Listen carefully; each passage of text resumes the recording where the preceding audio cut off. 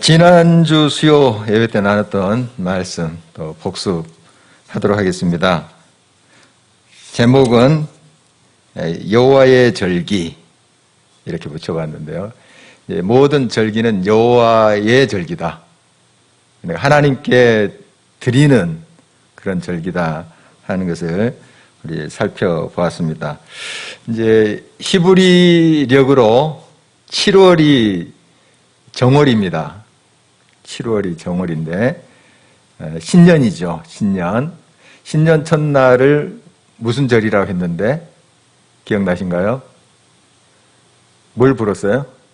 나팔을 불었죠. 그래서 나팔절. 그러니까 7월 1일이죠. 그러니까 신년 첫날 나팔을 불면서 시작했습니다. 그리고 10일은 속죄일. 7월 10일 그들의 이제 달력으로 이야기하는 겁니다. 7월 10일 정월 10일이죠. 속죄일 대제사장이 1년에 한 차례 지성소에 들어가는 날 모든 백성들의 또 제사장들의 죄를 이제 고백하고 속죄받는 날 그런 날이죠. 그리고 이어지는 절기가 초막절입니다. 초막절 일주일 동안 진행됐는데요. 이제 정월에 이게 계속 붙어서 절기가 진행된 걸 보게 되죠.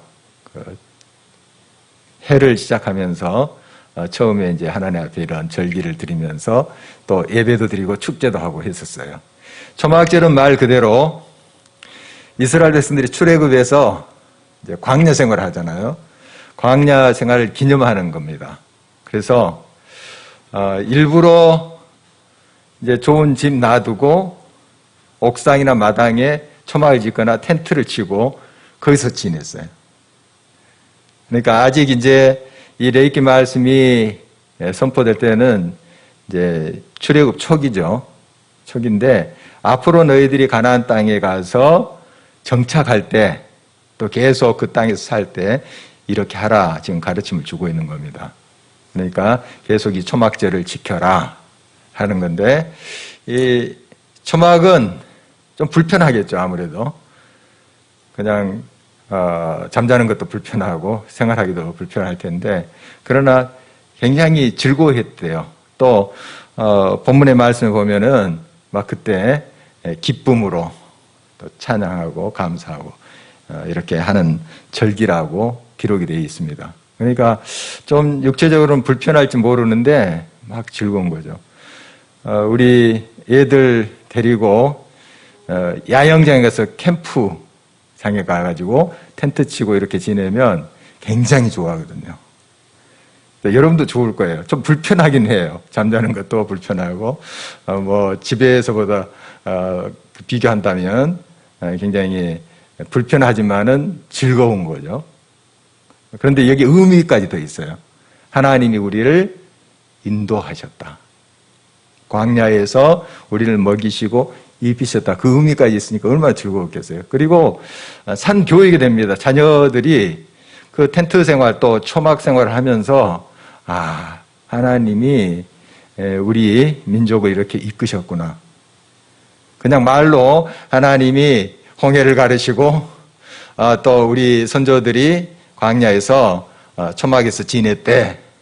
이렇게 말로 한 것보다도 초막에서 텐트에서 이제 지내보면서 이렇게 생활하셨어. 하나님이 다 인도하시고 또 이끌어 주셨어. 그러면 이제 상교육이 되잖아요. 이렇게 쭉 그 절기를 지켰던 것입니다. 그리고 매일 또 예배를 드렸습니다. 하나님 앞에 풍성한 예배를 드리는 모습 보게 됩니다. 이 모든 것들은 바로 여호와를 위하여 했다. 여호와를 위하여 했다. 그래서 여호와의 절기예요. 나의 절기, 우리의 절기가 아니라 성경에 분명히 여호와의 절기 계속 반복하는 거잖아요. 계속 그렇게 기록되어 있습니다. 여호와의 절기예요. 그러니까 결국 하나님을 높이고 하나님의 은혜를 기억하면서 이렇게 드리는 절기, 또 예배, 그것이 진정 내게 생명을 주고 기쁨을 줘요. 그런데 나 중심으로 드리는 예배는 내가 굉장히 은혜를 받고 만족할 것 같아도 더 갈증이 생기는 겁니다. 결국 하나님을 섬기고 하나님께만 예배드리는 그런 우리 이제 신앙은 하나님 중심의 신앙 아닙니까? 그런데 세상의 다른 이제 종교들, 특히 이제 우상의 문화들은 자기 중심적이에요. 우상을 깎아 만들어서 복 주세요. 다 자기 중심적이에요. 기복신앙이라 하죠. 그건 뭔가 얻어낼 수 있을 것 같고 막 간절히 막 빌고 그러면 뭔가 성취되는 것 같은데 계속 갈증이에요. 계속 자기를 위한 그런 신앙의 형태는 그게 참된 만족이 될 수 없어요. 그러나 하나님의 영광을 드러내는 것은 결국 내 갈증이 해결돼요. 결국 내 문제가 해결돼요. 그래서 결론적으로 말하자면 하나님의 절기를 지키면 하나님 중심의 예배를 또 그런 삶을 살 때에 나의 모든 것도 하나님이 가장 아름다운 것으로 이루신다. 이거예요. 계속 성경에서 반복되는 거죠. 오늘 본 말씀도 그것의 반복이에요. 계속 다른 표현을 쓰고 있지만 계속 그 말씀이거든요. 오늘 이제 계속해서 이제 성소 안에 그 여러 기구가 있습니다. 많지는 않아요. 복잡하지는 않아요. 우리가 지난번에도 살펴봤듯이 이제 지성소 안에는 증거계, 법궤가 있고 성소 안에는 몇 가지 기구가 있는데 한번 그림을 다시 한번 좀 보도록 하겠습니다. 성소 안의 모습이에요. 여기 제일 안쪽에 있는 것이 법궤예요. 그 휘장을 좀 걷어놨는데 그것이 지성소죠. 지성소 법궤고 그다음에 휘장 바로 앞에 있는 것이 이제 향단 그 향을 피웠죠. 향을 피우고 그다음에 왼편에 있는 게 이제 촛대라고도 하고 오늘 본문에는 등잔대 7개가 있습니다. 가지가 이제 가운데 거까지 해서 7개로 이렇게 돼 있는데 그 당시는 양초가 없었어요. 없어서 저기에 이제 감람류를 가지고 심지를 이제 만들어서 그렇게 불을 밝혔죠. 그게 이제 등잔대고요. 오른쪽에 있는 상이 있잖아요. 상. 오늘 본문에 있는 떡상입니다. 진설병. 병이라는 것은 떡이란 뜻이고 진설해놨다. 이렇게 차려놨다. 해서 진설병이라고 했습니다. 이제 우리가 자세히 살펴볼 텐데요. 자, 저런 모양으로 돼 있어요. 저런 모양이 되고 마당에는 물론 지금 그림엔 보이지 않지만 번제단 있죠. 번제단. 그래서 저 안에서 막 그 장작 피워서 태워드리고 할 수는 없잖아요. 밖에서 태운 거예요. 그래서 밖에 번제단에서 태운 그 모형을 저 실내에 저렇게 진설해 놓은 거예요. 번제단에 태운 그 향기 있잖아요.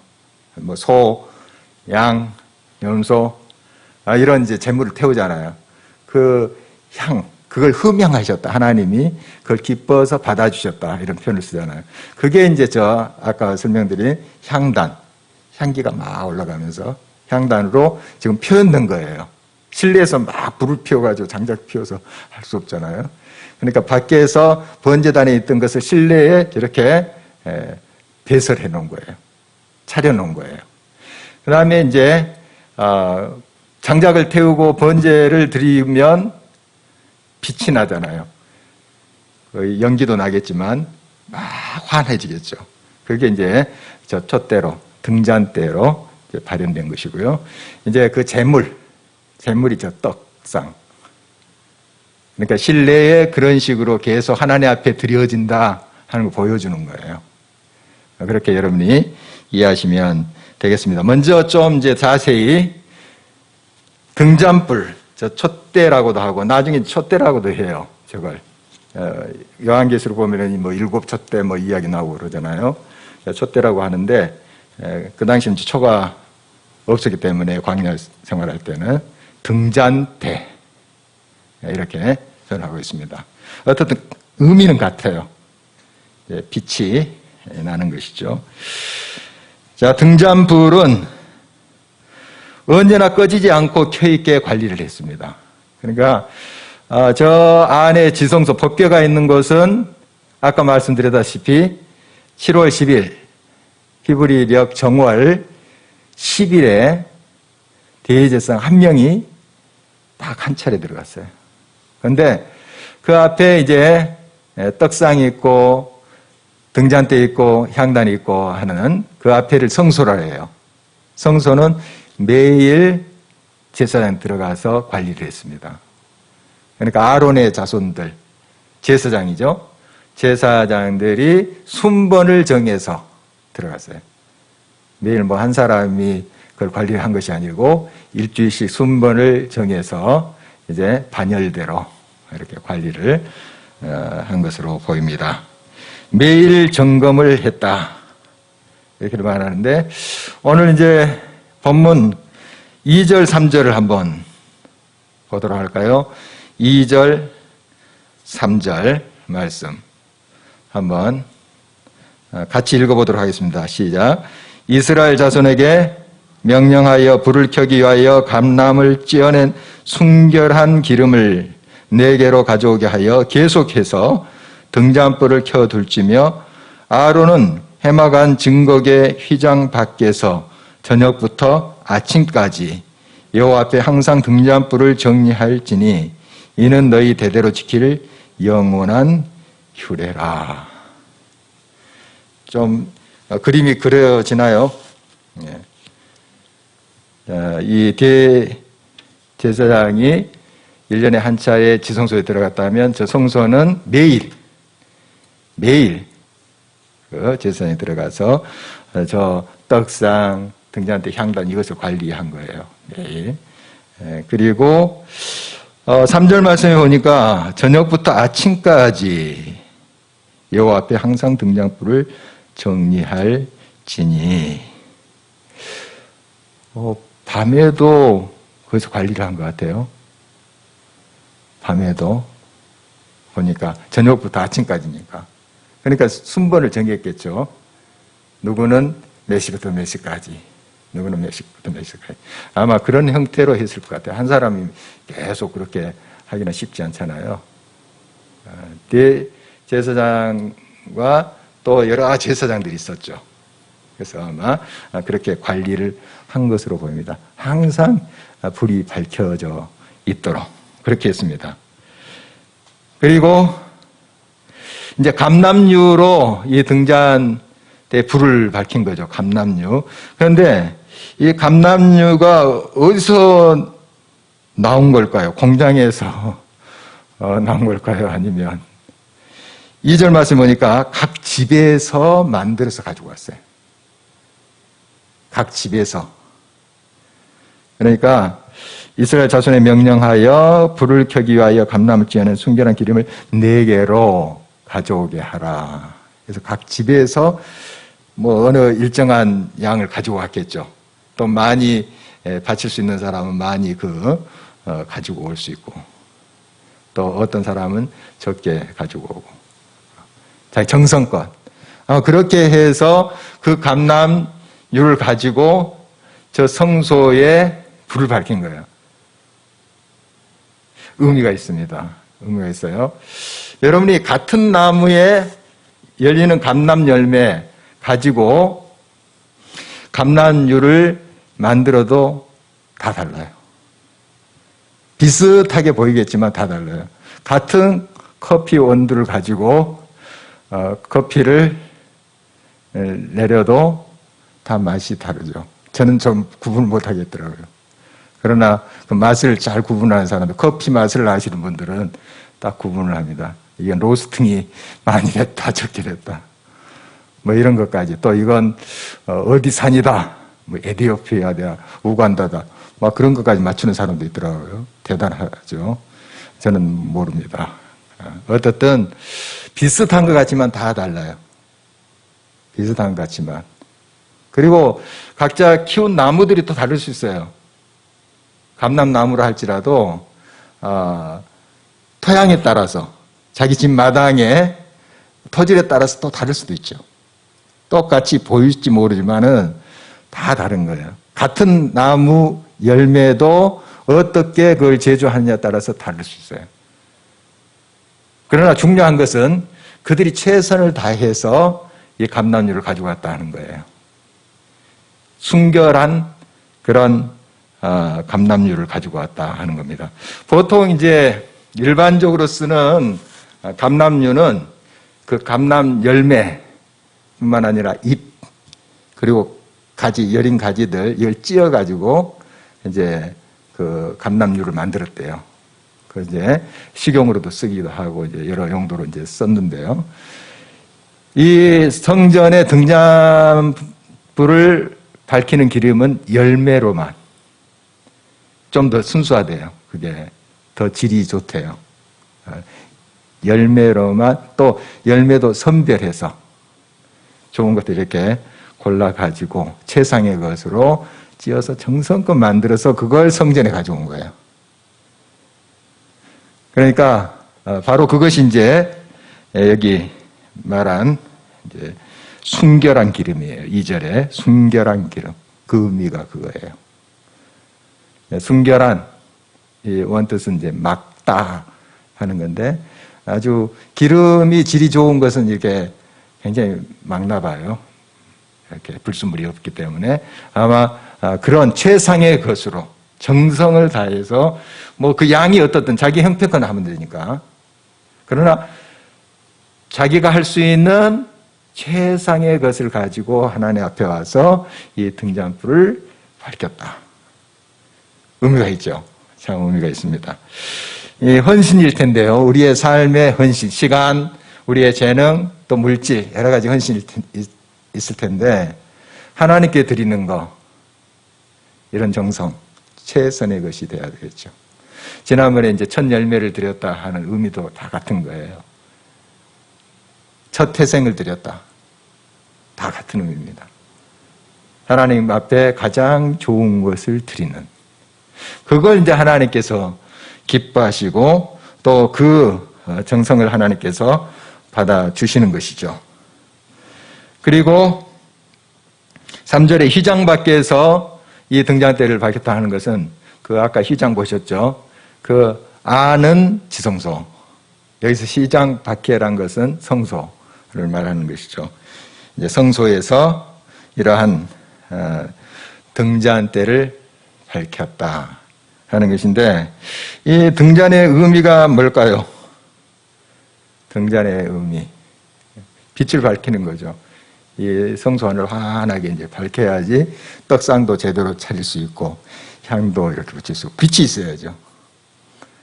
또 그 안에 이런 모든 것을 잘 이제 관리하고 정리하는 데 필요한 빛이기도 하지만 이것을 좀 더 확장해서 영적인 의미로 우리가 이해해 볼 수 있습니다. 우리 주님은 이 땅에 빛으로 오셨죠. 요한복음 말씀.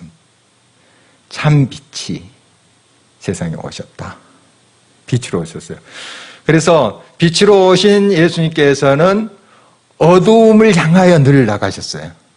어두운 세상.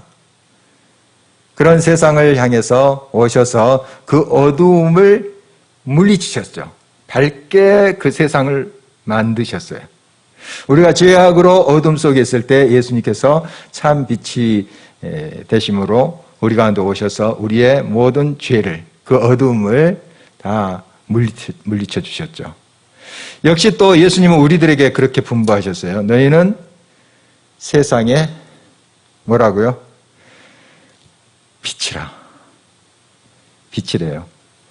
드와이트 무디 선생님 있죠? 그 복음 전도자. 세상에 등대가 되지 못하면 양초라도 되라. 이런 말을 했습니다. 어떻든 빛을 비추라. 등대까지 나는 될 수 없습니다. 그러면 양초라도 되라. 이렇게 했는데 우리 예수님 이렇게 말씀하세요. 이미 너는 빛이야. 뭐 되라고 그렇게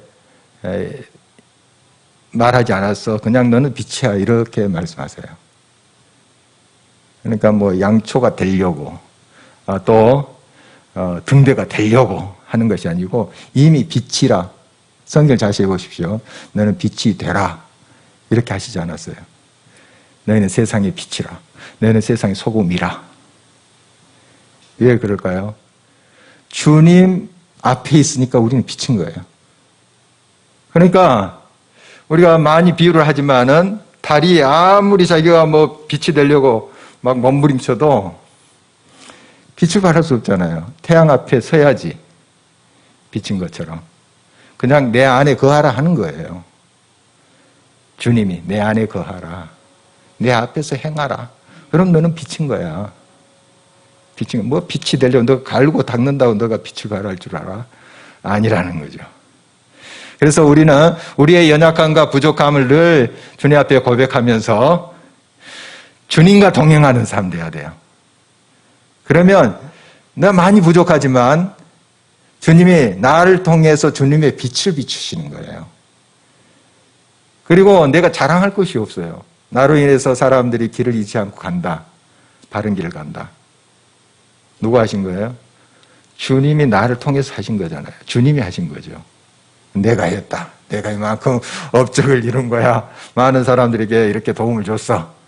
자랑할 것이 없어요. 왜냐하면 내 스스로 빛을 발할 수 있는 존재가 아니기 때문에.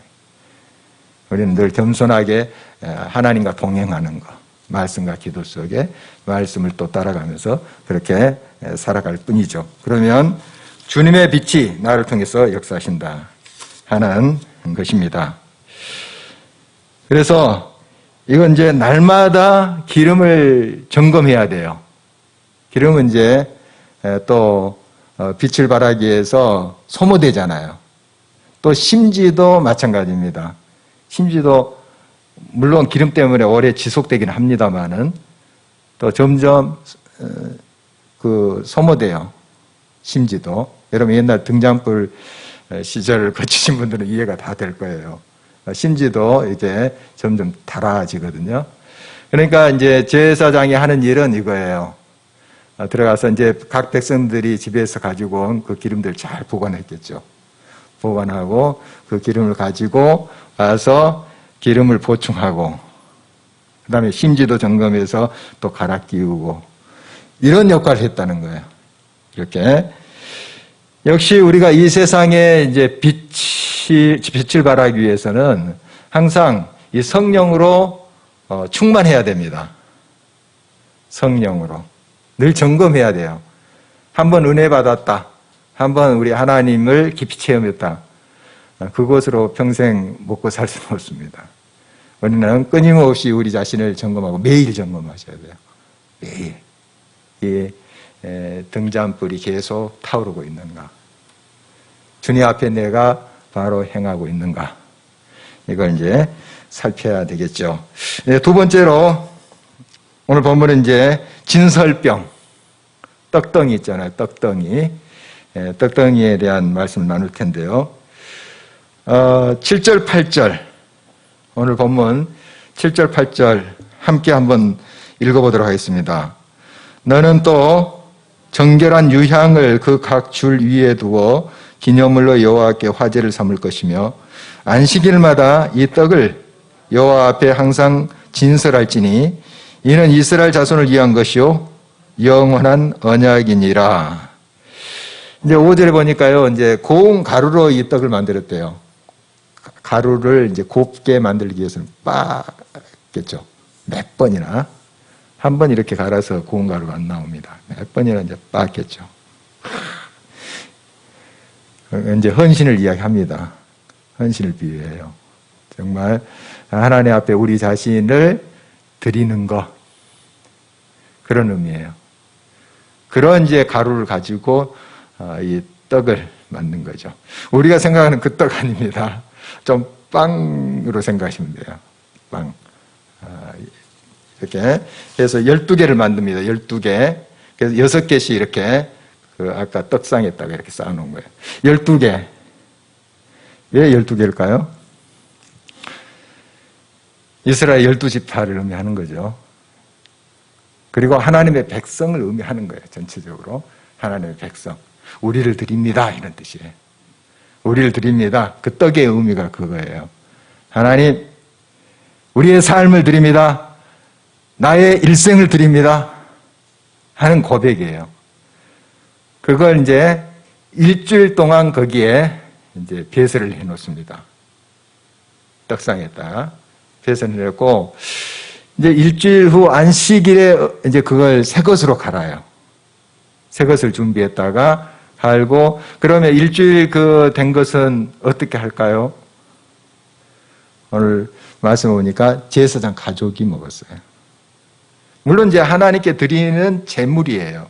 예물이에요. 하나님께 드리는 거예요.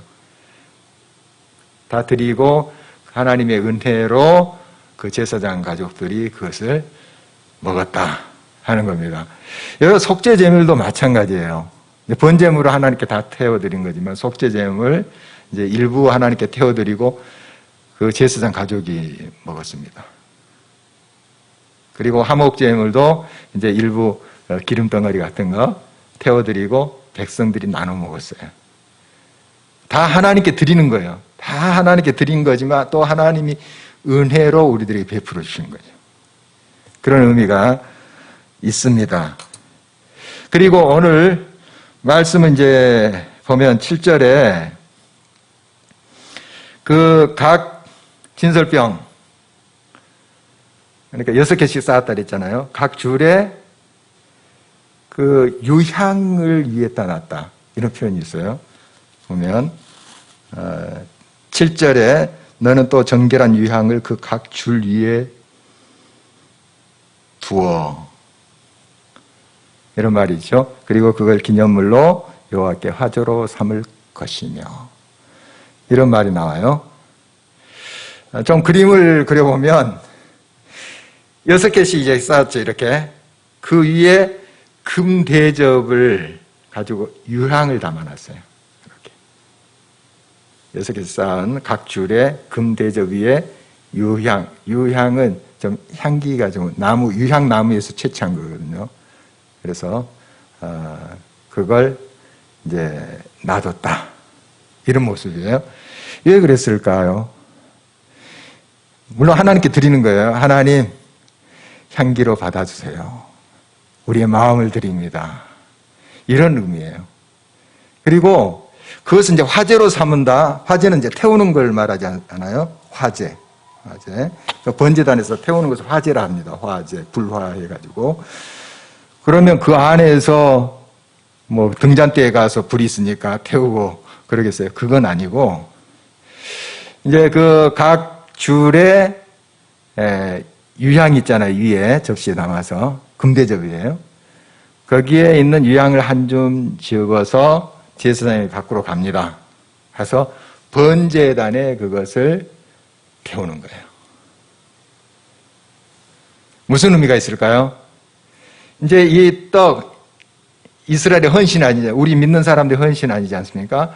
정말 그 주님 앞에 드리는 모든 삶의 고백인데, 이 떡을 태우는 것이 아니라 이제 떡을 대신해서 이 향을, 유향을 태우는 거예요. 떡을 드립니다. 우리의 삶을 드립니다 하는 거예요. 다 헌신이에요. 보면 하나님께 드린다 하는 뜻이에요. 다 한마디로 요약하면 드린다, 드린다 하는 그런 의미입니다. 이런 절차를 통해서 다시 한번 확인을 한 것이죠. 이 모든 예배는 하나님께 드리는 것이다. 그냥 생각으로 예배는 하나님께 드리는 거야. 우리 알죠? 아는데 이런 행위를 통해서 그 진설병 위에 있는 유향을 한 줌 집어서 또 밖으로 가서 향단에서 태우고 이런 행위를 통해서 다시 한번 하나님 앞에 예배가 뭔지, 드리는 게 뭔지, 헌신이 뭔지 이걸 점검하는 거죠. 그런 의미에서 이런 예배의 절차가 참 중요합니다. 참 중요해요. 그게 이제 형식적으로 갈 때 이것이 문제죠. 그런 형식과 절차를 통해서 다시 한번 하나님 앞에 예배의 본질이 뭔가, 하나님이 기뻐하시는 제사가 무엇인가, 헌신이 대체 어떤 의미가 있는가 이걸 확인하는 것이 참 중요하다 하는 것입니다. 그래서 이런 행위를 통해서 모든 것이 주께로부터 왔으니 모든 것이 다 주의 것입니다 하는 고백이고요. 주께 우리의 모든 것을, 나의 모든 것을 바칩니다. 그런 구체적인 행위의 표현인 것이죠. 그래서 오늘 본문 말씀 보면 여호와 앞이라는 말이 계속 등장합니다. 3절, 4절, 6절, 8절. 여호와 앞, 여호와 앞. 지금 이 모든 행위들, 아까 성소에서 떡상이라든지 또 등잔을 계속 점검한다든지 뭐 이런 행위들, 또 구체적으로 이제 향단, 오늘 본문에는 이제 나와 있지 않지만 향단을 관리한다든지 다 이것은 여호와 앞에서 하는 거예요. 지금 하나님이 다 보고 계시고 그 여호와 앞에서 다 행하는 행위예요. 그러니까 하나님께 드린다는 뜻이잖아요. 하나님께 드린다. 우리의 모든 예배의 행위가 여호와께 드려야 된다 하는 것을 의미합니다. 우리 찬양팀이 오늘 또 은혜롭게 찬양을 하시고 하나님께 영광 돌렸는데요. 사실 이 모든 찬양은 하나님께 드리는 거예요. 말 그 자체가 양 올려드린다는 뜻 아닙니까? 하나님 앞에 올려드린다. 찬송을 올려드린다 하는 뜻인데 너무 잘 알고 있습니다. 우리가 하나님께 올려드린다. 그런데 간혹 우리가 좀 착각할 때 있어요. 뭐 기독교 방송국에서 무슨 찬양 경연대회 같은 거 하더라고요. 그런데 사회자가 여러분 앞에 이런 노래로 들려드리겠습니다. 이런 멘트를 하더라고요. 물론 우리 성도들이 듣고 은혜 받고 또 감성도 하고 해요. 하는데 정확한 표현은 아니에요, 사실은. 찬송을 하나님께 드리는 거죠. 물론 이제 이 찬송 중에 어떤 선포적인 또 위로를 주는 메시지가 담긴 것이 있어요. 그건 이제 엄밀히 말해서 찬송, 찬양은 아니에요. 어떤 복음성가 이렇게 분류가 되는 거예요. 그러나 우리가 이제 통틀어서 찬양으로 이렇게 우리가 이야기를 하지만 사실 이 찬양을 하나님께 드리는 겁니다. 하나님께 드리고 하나님께 드릴 때에 그 하나님의 은혜가 우리 가운데 오는 거죠.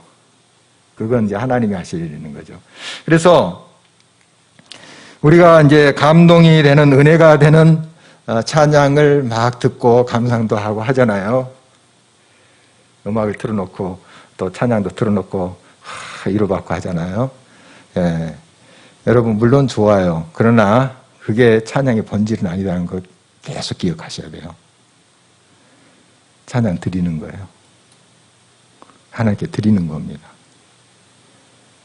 그러다 보면 하나님께 온전한 마음과 우리의 삶을 들여서 하나님을 높이고 하나님 앞에 경배하면 내가 받아야지, 은혜 받아야지, 감동하지 않아도 하나님 주세요.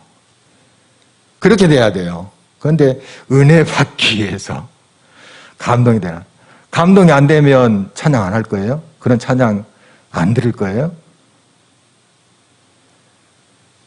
우리 중심적으로 한다는 거예요.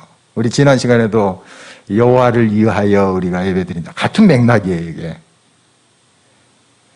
기도 마찬가지입니다. 소원을 들어주시고 우리가 이제 기도하는데 물론 그런 기도의 의미가 있어요. 그러나 하나님의 뜻을 행할 힘을 주소서 이렇게 기도가 돼야 돼요. 말씀을 우리가 듣는다, 설교를 듣는다, 감동, 위로, 힘이 되는 말씀, 그걸 사모하면서 올 수 있어요. 그러나 그게 우리 말씀 듣는 근본적인 태도는 아니에요. 주여 길을 엽니다. 내 마음을 엽니다. 말씀하소서. 이렇게 돼야 돼요. 하나님의 뜻을 알고 싶습니다. 하나님 뜻대로 살고 싶어요. 이렇게 돼야 되는데 뭔가 감동이 되고 위로가 되고 짜릿한 그런 느낌을 주는 것을 찾아 헤맨다고요. 다 누구 중심입니까? 다 중심적이잖아요. 하나님이 그런 예배를 받아주시기 위해서 하나님 중심을 보고 계시는데 드리는 예배가 돼야 되잖아요. 모든 순서가 드리는 예배. 주님 내가 길을 엽니다. 말씀하여 주소서. 주님 뜻대로 살고 싶어요. 주님의 뜻이 무엇인가 알고 싶어요. 이렇게 하면서 이런 자세로 하나님 앞에 나와야 되지 않겠어요? 그러면 하나님께서 그런 마음에 하나님의 뜻을 알게 하시고 깨닫게 하시고 그 뜻을 향해서 내 마음이 열리고 감동이 되지 않겠어요? 하나님 주신 선물이에요. 이게 진짜 정말 하나님 앞에 드리는 예배의 모습입니다. 그러니까 결국 우리가 잘 돼요. 그렇게 하면. 그런데 내가 감동받기 위해서 내가 어떤 짜릿한 그런 느낌을 받기 위해서 계속 찾아다녀보세요. 갈증만 커져요. 그때는 막 감동이 되고 눈물도 흘리고 하지만은 계속 더 가슴은 공허해지는 거예요. 뻥 뚫리는 거예요. 왜? 자기중심적으로 신앙생활을 하니까. 이게 세상에 우상을 섬기고 다른 신을 섬기는 것과 무엇이 달라요? 하나님의 영광을 위해서 하나님 앞에 온전한 것을 드리고 우리의 찬양, 기도, 말씀의 묵상 마찬가지예요. 모든 순서가. 하나님의 뜻을 먼저 구하고 하나님 앞에 온전히 드릴 때 그때 하나님의 놀라운 것이 내게 임하잖아요. 주님이 주시는 거예요. 내가 막 찾아서 막 그냥 애쓴다고 주십시오 떼쓰고 해서 그렇게 얻는 것이 아니라 주님이 주세요. 그리고 이루어 주세요. 이런 예배의 본질을 회복해 가야 돼요. 물론 여러분 우리가 소원을 아뢰고 구하고 하는 기도에 미움이 있습니다. 그거 하지 말라는 뜻은 아니에요. 그러나 우리가 본질을 생각하자고. 이건 놓쳐버리고 계속 세상에 다른 신을 섬긴 것처럼 그런 쪽으로만 향할 때 나 중심적인 그런 신앙으로 행할 때 이것이 타락한 신앙이고 이것이 오염된 신앙이고 이것이 우상의 문화에 젖어 있는 삶의 모습인 것이죠. 예배 본질을 우리가 찾아가야 됩니다. 진짜 하나님 앞에 진정으로 우리가 찬양드리고 말씀의 묵상도 내 마음을 열어서 주님 뜻을 알고 싶어요. 그 뜻대로 우리가 행하면 하나님이 어떻게 하시겠어요? 하나님의 뜻대로 우리가 행하면 어떻게 역사하시겠어요? 천지를 창조하시는 하나님이신데 이를 지어 성취하시는 하나님이신데 어떻게 역사하시겠어요? 우리가 그것을 믿어야 되는 거죠. 그때 하나님께서 우리를 통해서 놀라운 역사로 함께 하실 것입니다. 우리의 성김과 봉사도 마찬가지예요. 하나님 앞에 진정으로 드리는 것이 돼야 됩니다. 그럴 때 기쁨이 있어요. 그런데 좀 이 성김과 봉사도 억제가 되면 기쁨이 없어요. 없습니다. 없고 기분 좋으면 막 하는 것 같고 기분 나쁘면 안 하고 그래요. 자기중심적이에요. 다 그거 자기중심적인 것 아니겠어요? 근데 하나님 중심적인 것은 정말 그 하나님의 은혜를 사모하면서 이렇게 드릴 때 하나님 기쁨을 주세요. 하나님이 주시는 거예요. 이런 예배의 본질이 회복됐으면 좋겠어요. 계속 반복되는 말씀 아닙니까? 그 메시지가 성경에 한번 처음부터 끝까지 한번 보세요. 바로 이것이 너희들이 사는 길이야. 먼저 그의 나라와 그를 구하라. 이 모든 것을 더해 줄게. 그거 아니에요. 우리 말씀 기억하면서 같이 기도했으면 좋겠습니다.